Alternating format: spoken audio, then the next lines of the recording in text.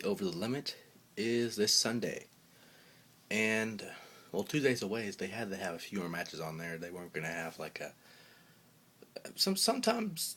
Well, the thing with wrestling cards sometimes you don't want to overbook it, but at the same time you don't want to underbook it. This is kind of just in the middle. Maybe a match or two more would be a little too much.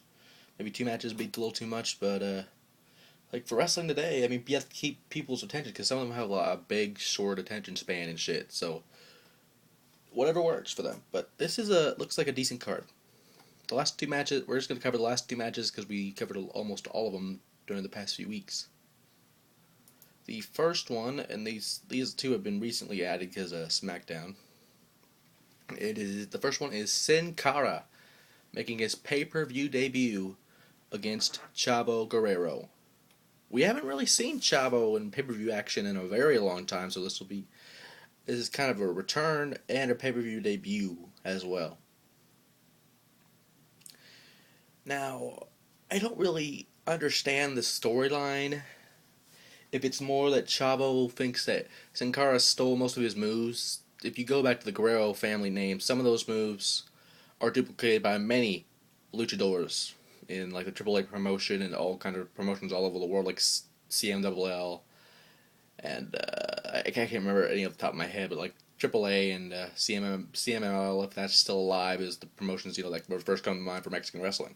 But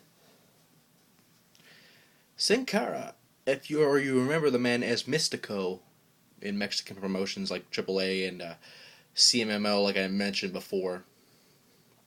The man, sure, I mean, some of the moves, kind of, but then again, a lot of luchadors, like I said before, have used those moves, so you can't really say the Guerreros revolutionized wrestling for Mexicans, which in a way they did, but not like it's not disrespectful to use the moves. Hell, Chavo still uses the Free Amigos and the Frog Splash, for fuck's sake. God rest Eddie's soul, by the way, but really. It's kind of, but they're rehashing storylines to a degree, but it's kind of still stupid. But this will make a good match. It will make a good match because some people are saying, oh, we might see Rey Mysterio versus Sin Cara at WrestleMania. We might very well see that match, but I guess this is probably the next best thing for the time being. Now, who will win this fast-paced clusterfuck of a match? But I don't really know.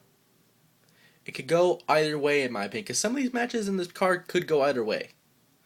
For example, for WWE championship match, The Miz could beat the shit out of a fan or his father, and then make Cena quit because of that. It's that simple. But we're not talking about that match. It's just an example, though.